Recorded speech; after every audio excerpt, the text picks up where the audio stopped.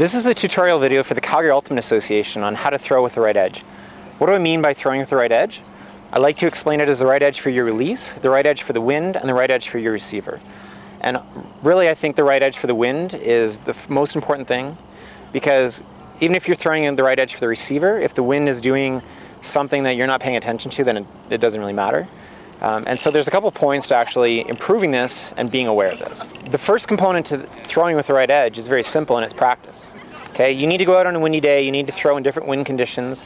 You need to not only throw downwind, but you also have to throw upwind, crosswind. You have to learn the wind and how the disc moves in the wind, depending on the direction, depending on the strength, and depending on your release. So if it's a forehand or backhand or hammer, you need to learn what happens in certain wind conditions when you put different edges on the disc with different amounts of spin. Spin is secondary spin. You should always be putting a lot of spin on, so really it comes down to what the edge of the disc is. What I mean by edge on the disc is, this is a flat disc, flat edge, okay? And these are different edges. So for a right-handed person throwing a backhand, this would be an inside-out edge, and that would be an outside-in edge, okay?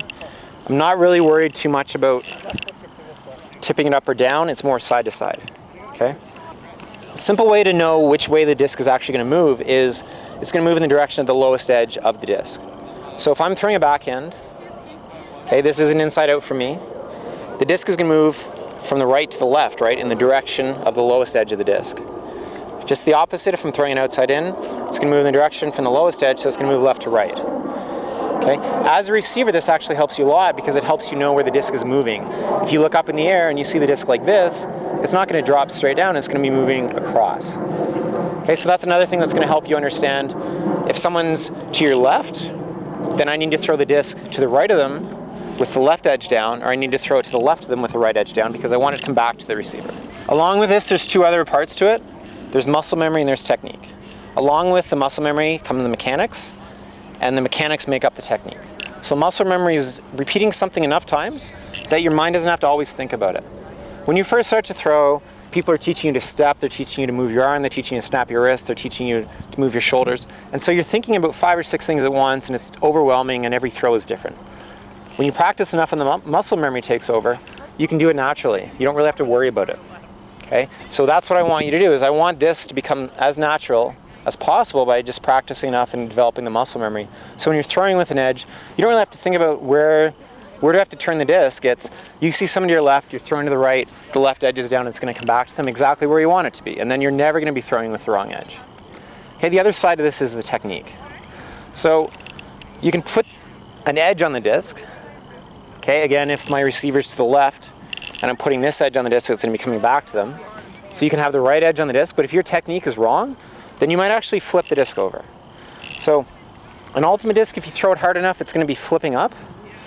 And so if I have a technique that's not allowing me to release it at the right angle, then it's not going to go where I want it to. Okay, so if I'm throwing a disc with an inside-out edge, but the way I release it, I'm actually coming up and moving the disc up, then that's not going to go to the intended target. Okay, so what I have to do is actually think about how I'm throwing and what technique I'm using.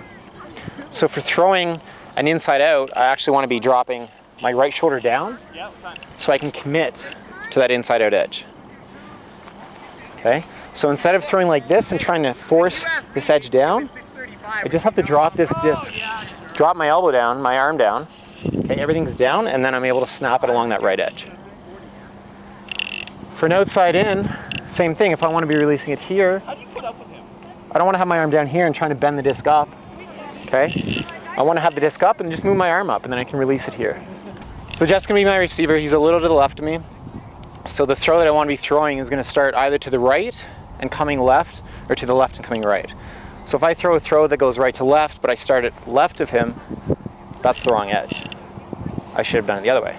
I'll show you what I mean. So if I'm throwing an inside out, right, that's going away from him, which I don't want. I want to have it come back to him. Okay, so throwing an inside out, I'd want to be throwing it to the right of him coming back. Then if I want to throw an outside in, I'm going to be starting it to the left of him, coming back. So right away we see there's two different throws I could throw to Jeff, but the right edge throw will be the one that goes where I want it to. So if I'm throwing to the right of him, the right edge throw will be an inside out. If I'm throwing to the left of him, the right edge throw will be an outside in. And it's the same with a forehand. Another case here is if the wind's blowing in my face. So it is a little bit. So if I'm throwing a throw like flat or up, straight at him, then the wind's going to be blowing it. So that'll be the wrong edge as well. If I'm throwing it straight at him, I want to be throwing an inside out that's going to be flattening out right at him. So if I'm throwing something to the left, I could throw that flat or outside in because I know the wind will push it back. But if I'm throwing to the right of him, I definitely don't want to throw that outside in because the wind's going to push it even more. Okay, an example of that would be like this. Okay, so that's never going to go to him. That will increase the chance that a defender will be able to make a play on the disc, which is what I don't want.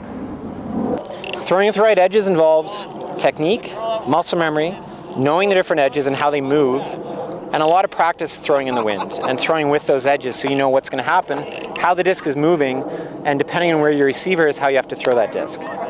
This is a tutorial video for the Calgary Ultimate Association on throwing the right edge.